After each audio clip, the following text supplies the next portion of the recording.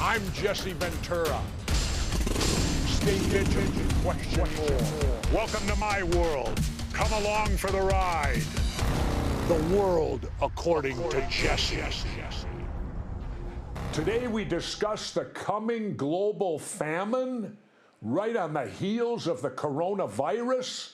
Sit tight. The show starts now. The world according to Jesse. Hi, I'm Brigida Santos. For our top story today, the United Nations Food Relief Agency says the global food supply is in grave danger of disappearing due to the economic fallout from the COVID-19 outbreak. The agency had previously sounded the alarm about a mass famine last year, citing conflicts and natural disasters. But the virus has further strained global food systems. The executive director of the World Food Program says, quote, "This is a perfect storm. We're looking at widespread famines of biblical proportions." At least 265 million people in the developing world may soon experience widespread hunger if things don't change. Jesse? Wow, Brigida. You know, when you came at me with this morning, I really didn't know how. I was caught off guard. I really was. I didn't realize that our food was in such danger worldwide and that there were so many people in danger worldwide. And then you add the coronavirus to it, which complicates matters further. I think that this really came back to me as we're going to have to talk here about an entire cultural change. That this coronavirus, as well as the food shortage, is going to cause us as human beings to have to change our way of living on this planet. I think there's no other way around it. You know, I'm going to tell you how I feel. I view the Earth as a living entity, the planet itself. And we are on this planet. We are nothing more than we feed off the planet. We're like a wood tick. We contribute nothing. We just take from this entity, this living thing called the Earth. Well, maybe we should look at the coronavirus as maybe the Earth is telling us, stop it. You got to live differently. And with the food shortage we have now out there, this is going to be a disaster waiting to happen. People starving to death on the planet Earth. It's going to require, Brigida, a cultural change that we start eating differently. We're all going to have to start moving towards vegetarianism, because one of the big problems is meat through all of this stuff. And we're going to have to change as a society, as a culture, as human beings, or we're going to receive the blowback of the results of all this. Remember this, human beings are parasites on the Earth. They only produce one thing, and that is plastic. And plastic has a pro and con to it. Yes, plastic's good on one hand, but why is the Earth and the oceans throwing it back at us on the other hand? You know, so we're the parasites on this planet, and we better start treating the planet better, or the planet's going to shake us off like a tick, a wood tick or a flea on a dog. Yeah, Jesse, you know, food supply woes, they're not limited to the developing world. In fact, supply chain disruptions from the pandemic are now apparent right here in the United States. Some of the country's largest food processing plants have been ordered by states to temporarily close as thousands of workers test positive for the novel coronavirus, including Tyson Foods, Smithfield, and JBS, all meat producers. But President Donald Trump has announced plans to require plants to stay open, citing the Defense Production Act after Tyson Foods announced that millions of pounds of meat were expected to disappear from store shelves unless operations continue. So far, at least one large chicken processing company was forced to reportedly kill 2 million birds due to worker shortages. Pig and cattle farmers are also considering euthanizing herds due to supply chain interruptions. Even potato farmers in Idaho have been forced to deal with having too many crops on hand. One farm is reportedly giving away 2 million potatoes so they don't go to waste. Jesse, a lot of people are worried that we're going to run out of food here in the United States, but experts say that's incredibly unlikely. The main problem is that we just can't seem to get food from the factories or the farms out to the people. How can the supply chain possibly break in such a high-tech, interconnected world? Well, Brigida, it can break easy. when restaurants aren't ordering anything because restaurants aren't feeding anyone. Let's face it, in the United States of America, the restaurant business is huge. Not everybody eats at home, and what this virus has done, it's really caused us to go back in our houses and start cooking again for ourselves and start producing for ourselves. And this just shows you the major impact that it has when restaurants are not sitting people down for 3 meals a day. And that's where this food, that's why there's this overabundance of it. It's still in the stores pretty well, but I think this is a cause, a direct effect of blowback from restaurants not being open and them not being able to serve their food. Now we've got this glutton and overabundance of food, but why don't they just give it away? Better to give it away than destroy it. Hail to the potato farmers. I mean, if you can't sell it, give it away. Don't let it go to just waste. There's hungry people out there, obviously. And so the point is, we just got to get a hold of the situation. We're going to go through these hard times, but they've assured us we're not going to run out of food. And I tend to believe that's true, but I tend to believe we're going to waste a lot of food, and a lot of food's going to be destroyed that could have been eaten. But the coronavirus stopped that from happening because of the restaurant situation. Yeah, absolutely. The U.S. Department of Agriculture has now been criticized for letting millions of pounds of American produce rot as millions of Americans struggle to put food on the table due to lost wages.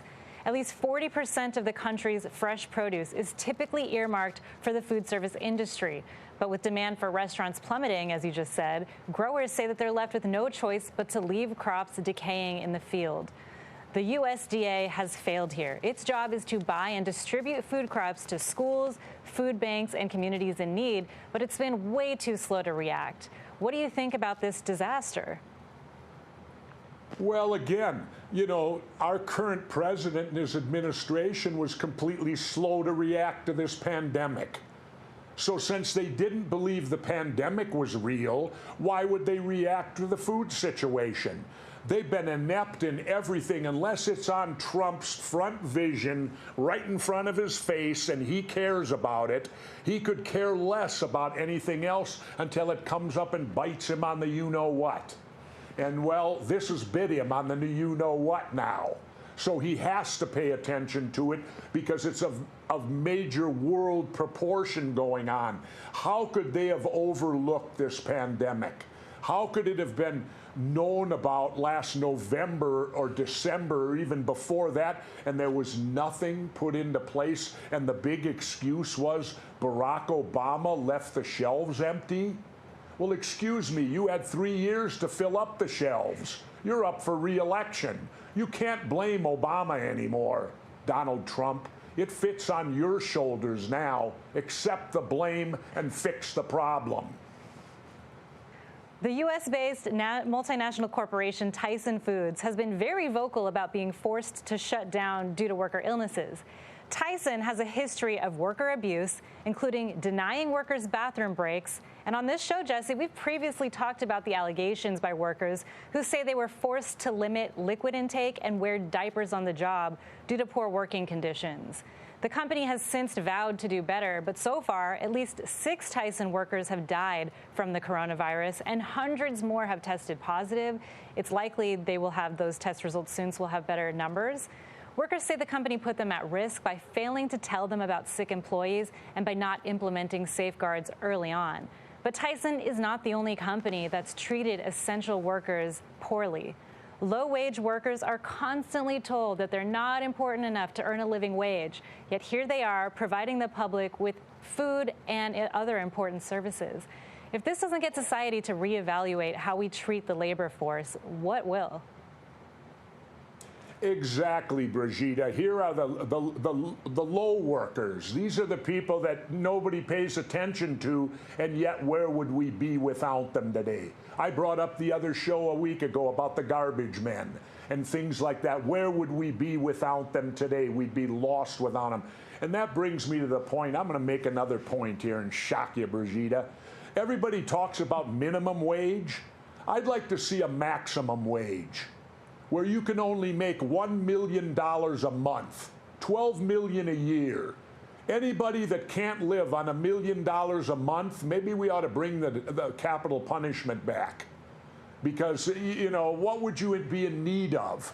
And anything beyond that, there is no job that, to me, you work and you earn $1 million a month. I used to run the jackhammer. There's not a harder job in the world, and yet I didn't get paid like that. You're telling me somebody pushing a pencil deserves more than that? Well, enough on that tirade today. But again, it's showing us right now how essential these workers are. So think twice about when you knock some low-wage worker, because without them, you're in trouble. You may be onto something with the maximum wage, especially during this pandemic, when you see the rich getting richer and poor people still trying to figure out whether they're even getting those loans they were promised. So I don't think it's a terrible idea. Now, in other news, police departments in California have been citing and arresting people for watching the sunset, going surfing, or having picnics on the beach in violation of the state's stay-at-home orders. The violations carry fines of up to $1,000, 6 months in jail, or both. People are getting fed up. We've now seen protests across several U.S. cities. Now, on one hand, some of the protesters are putting public health at risk. This is dangerous. They're not wearing masks. They're not following social distancing recommendations. But on the other hand, Jesse, unemployment rates are soaring to unprecedented levels. People want to go back to work, especially since financial aid is lacking and going to people who don't even need it in some cases. So in your opinion, where's the line between protecting public health, civil liberties, and an authoritarian government? Well, I got to ask a lot of questions here and throw them out there. First and foremost, to my knowledge, the government cannot put you under house arrest. The Constitution of the United States of America does not allow that unless you declare martial law. And that means the military takes over, the Constitution is suspended. Now, in California, they're arresting people for going out and looking at sunsets and all that. I would question California's, what are you doing about the homeless then? Are you arresting all them too and putting them in jail? Because you've got a homeless population in California that's bursting up the walls, and you can bet they got nowhere to run and hide. They're out there together. They can't go home because they're homeless. Thus the name. So I think, again, the government can't, what we have going on right now is like a volunteer martial law. We are volunteering to follow the expertise of our lawmakers who are asking us to stay at home. We need to do that. But it is not, they shouldn't be arresting people for going out and looking at a sunset, arresting people because there's more than 10 people at the beach. That's ridiculous, because if you're arresting people, aren't you contributing to the problem? You're now going to put them in an area and you're not going to have your 6-foot division, are you?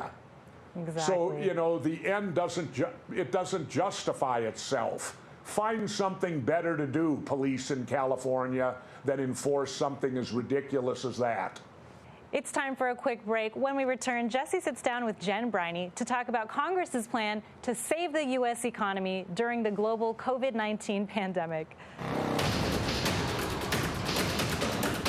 The world according to Jesse. I'm pleased to welcome back Jen Briney, host of the Congressional Dish podcast. She joins me today to discuss the Coronavirus Aid, Relief, and Economic Security Act. That's quite a mouthful. Jen, thank you. As I said before we went on the air, I want to thank you because you allow me not to keep track of Congress because you do such a great job of it. So all I got to do is bring you on to learn what Congress is doing or not doing, as it might be. But anyway, Congress passed the CARES Act to address the economic fallout from the coronavirus, COVID-19 pandemic. But many people still haven't seen any financial aid.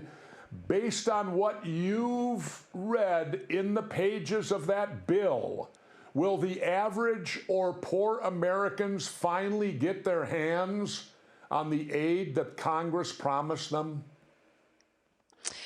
Well, first of all, thank you for having me back. I always love doing your show.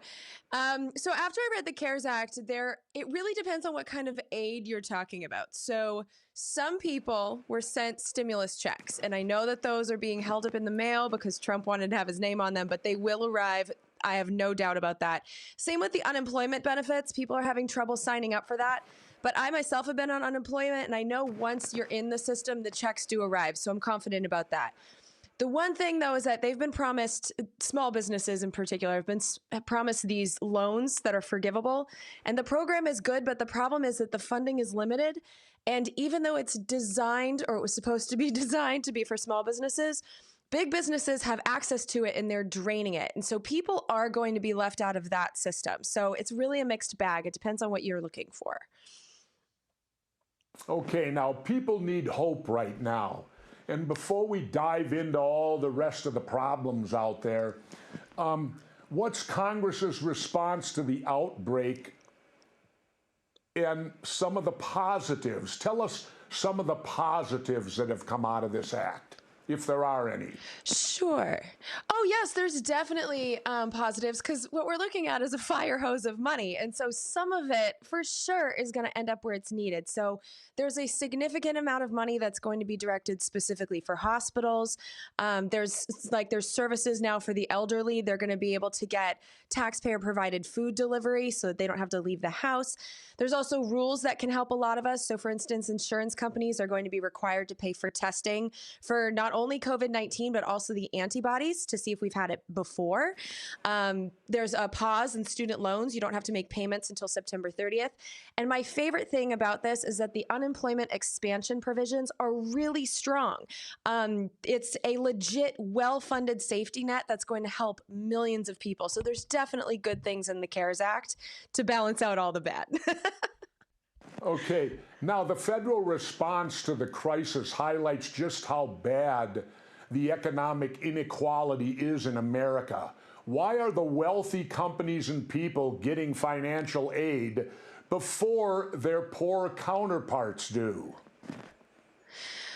Well, I think it's the nature of the fact that big businesses have many avenues for getting cash. So they have ones that already existed. They can go to the banks. They're big customers. They can get loans quite easily. They have stock market access. That's how they can raise capital. And then Congress gave them even more avenues for cash. So they can get these direct loans now from the Treasury Department and from the Federal Reserve. The Federal Reserve ones have very few restrictions. And also the big businesses, like I said, have access to the small business loans. And the reason that that's possible is they defined a small business as a business with fewer than 500 employees per physical location. And so that loophole, the location thing, it allows stores like restaurants like Fogo de Chao, fancy steakhouses all over the country, but each individual store has less than 500 employees. And so that big business has access to the small business funds, and that's why it's running out of money as quickly as it is. And so because the big businesses have all these avenues for cash, and the few ones that are available for smaller, less wealthy people have less cash and are limited, it's kind of the same thing that happens in society in general. The wealthy have more access to cash. We don't, and so a lot of people are getting left out. But there's a loophole in there that needs to be closed to make that better. Well, you kind of touched on it. The big banks have also played favorites by letting wealthy clients, of course, they cut the line to receive paycheck program loans. And in the first round of those, it seemed the funding was very unfair. Will this practice stop now from the banks, or do you think it will? No. Not at all, because no. So Congress came back and put more money in the small business fund, but they didn't prohibit any banking behavior.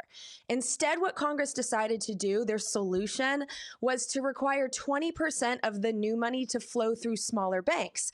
But even a small bank can prioritize their wealthiest customers, and 80% of the money can still flow through big banks, and they're still legally allowed to decide in what order to submit applications. And so that behavior, it can still continue, and I think that it will. Now, some paid sick leave policies have been expanded, but what about the people who've simply lost their jobs? Will congressional aid truly help them? I think it really will. Like, I was pleasantly surprised with how strong the unemployment provisions are. They expanded it, because usually you have to kind of work for a company to have access to it, but now sole proprietors and people that are like Lyft drivers and Uber drivers, there's a lot more people that have access to unemployment than had it before.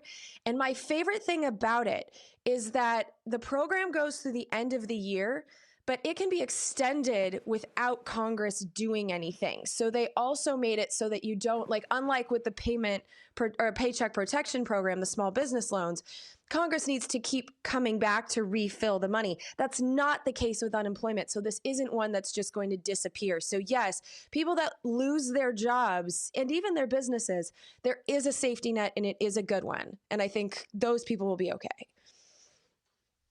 Now, in some parts of the country, people are protesting the quarantine by defying it and defying social distance rules. In your opinion, where's the line between personal freedom, public safety, and an authoritarian government? Excuse me, I'll get that out.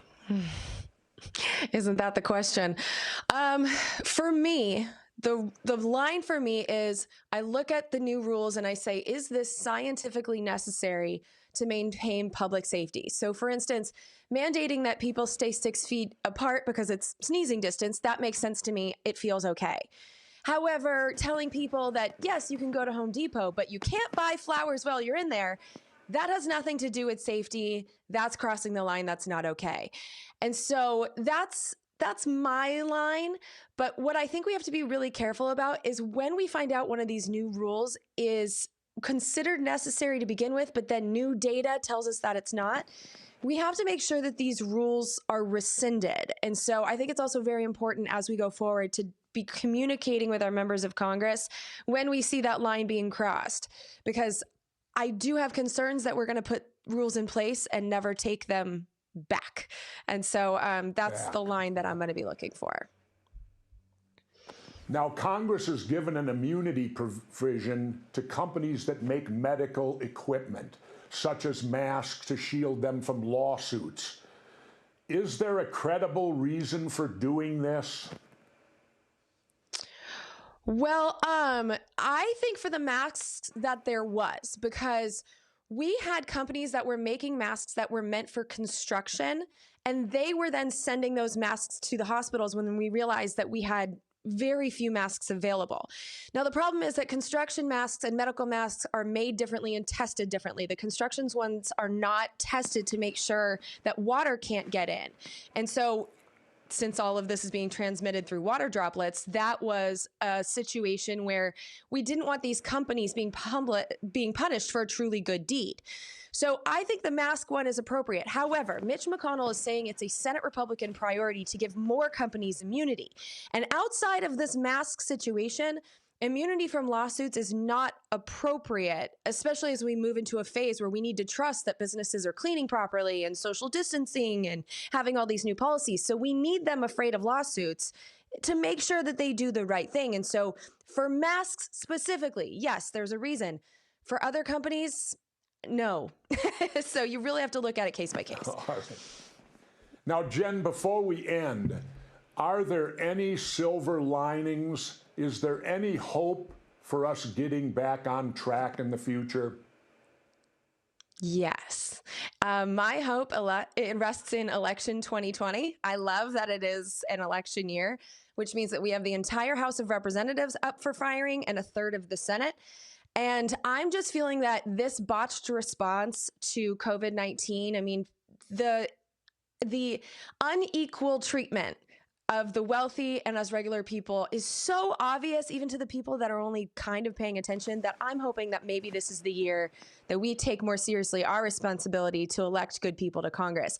And the opportunity is right in front of us. It's less than 6 months away. So yes, of course, there's hope. We have control in a democracy, and hopefully we use it. All right, Jen, we're out of time. I want to thank you again for coming on and helping us with all this congressional stuff. Look forward to having you back again. We'll have you back, especially before the election happens. Thank you. Wonderful. Thank you. The world according to Jesse. Thanks for watching. Send us your comments on social media for a chance to be featured next week. As always, we'll be covering more stories ignored by the corporate media. And as always, people, remember, when the government lies, the truth does indeed become a traitor. Stay vigilant now more than ever. The world according to Jesse.